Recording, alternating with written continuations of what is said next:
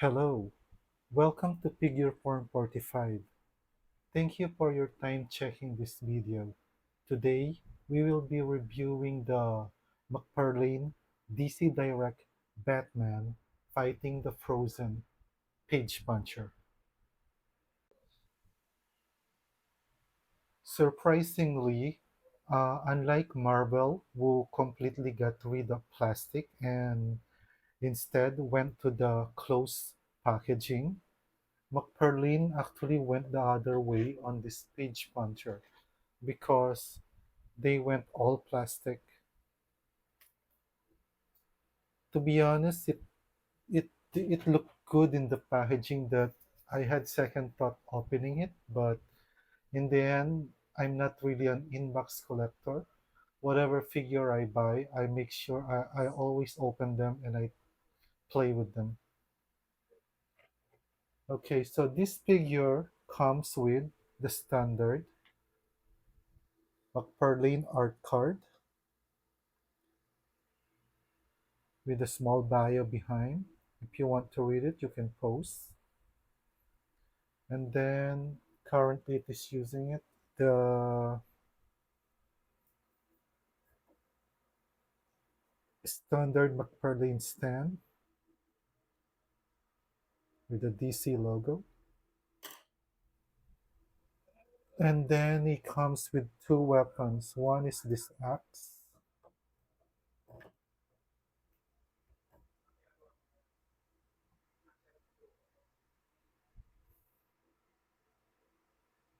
nicely detailed bat logo. It looks like a rock that is shaped like a bat and then turned into an X. McFarlane is really good in doing this kind of details.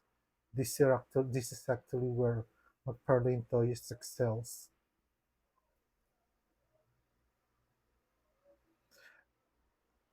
Then there's this other axe,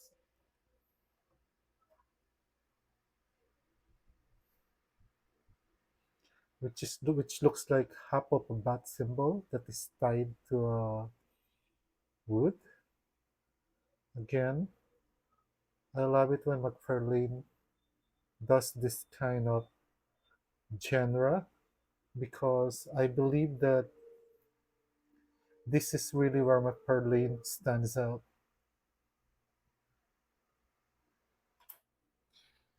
It also comes with a comic book. Let me just remove that. Yeah, this is part of the packaging.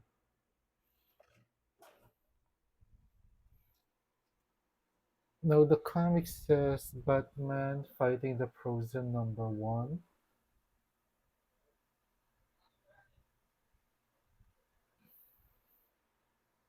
So this is the difference between the DC multiverse and the Page Puncher. It has a comic book inside that is together with the figure.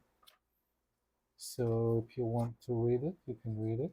But I think overall, I haven't really read it, but I had a theory that it's about Mr. Priest who accidentally got into the past. But yeah, maybe later I'll have time to read this.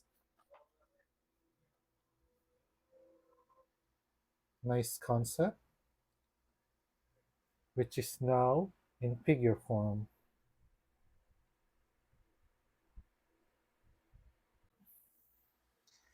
So this is the figure. The detail of the cowl is really amazing. It really looks like it came from a giant bat and he turned it into a skull. Then there's this like feather-like detail, which is, as I said, when it comes to this type of design, this is actually McFarlane's forte. I love it. This is where he excels. I know some people say that, okay, another version of Batman, but being a Batman fan, I do like the classic Batman, but I am I am one of those people who are really happy that Mcfarlane does these various versions of Batman, which we wouldn't have gotten on Mattel before. Because if Batman sells, so why not make more Batman? Like in the case of Marvel, the more he makes different version of Spider-Man, I will buy it. Although lately, as I said before in my previous video, I've stopped, not stopped, meaning I'm a little more choosy on the Marvel Legends because of the increase in price and that change in packaging wherein you really don't know what you buy until you open it at home. This bat symbol is like a rock, it's like something is sculpted from a rock and then you just wore it over his neck. I think it is glued. Yeah. Looking at this, it makes me think that McFarlane will make good WWE, I mean wrestling figures. And also, if you don't like this can also be used for, customization of like He-Man or Conan because this looks like a solid, barbarian body mold. Okay, going back to the review. There's the is belt, amazing detail on the belt too. Wow, he has this, then that logo, the arms, nice.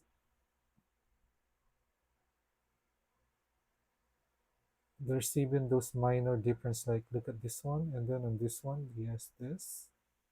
Yeah, I like that. I love this figure.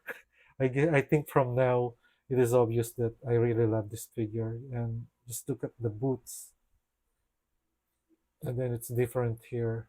Then just look at those minor details that is painted. Wow. Yeah. And another thing that they really did right on this figure is this cape. They use this plastic that is really so soft.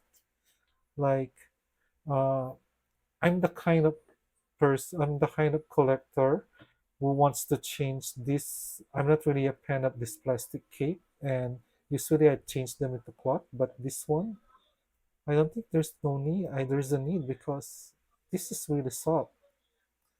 Same thing as the one they use here. Yeah, but this cape, this amazingly detailed cape, is really soft. It's like almost like cloth. So yeah,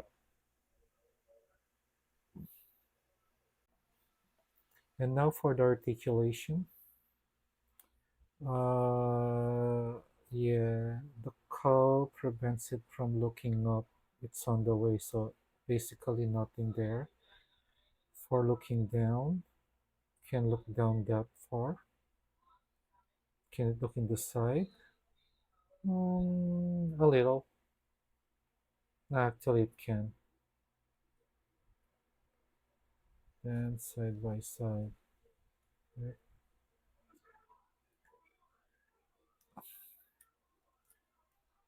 Typical, typical Mcfarlane articulation.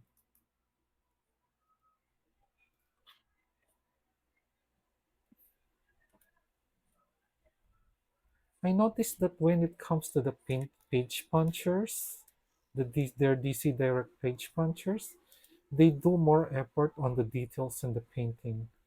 Lately, I've really been impressed with their page puncher releases. To be honest, I'm not really interested with the Aquaman page puncher, but when I saw them in the store on hand, I kind of want to buy them. So their page punchers, I think, is how I think gold labor should be. Okay, it's a little tight here.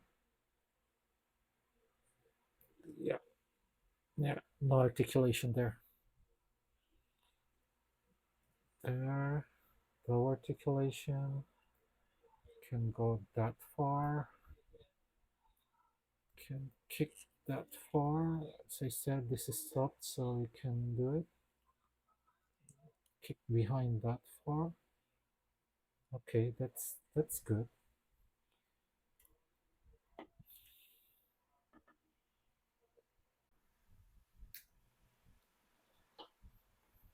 Overall, I am really impressed with this figure because I know it's another Batman figure. It's another version of Batman, but man, this figure looks amazing. I think I've been focusing on the wrong line when it comes to Mcfarlane because I just realized right now that all the page puncher, I don't really buy most page puncher, but those page punchers that I buy, I'm always satisfied with them compared to the gold label DC Multiverse. And the fact that these characters are actually from real existing comics and not just something that Todd made up, it gives the figure character, it because at least uh, having an action figure, I mean, knowing their background, having the story behind them, makes the action figure more special to me. So for me, this figure is really a buy because I really love it, and also the possibility for customization on this figure. As I said, this will be an amazing wrestling mold.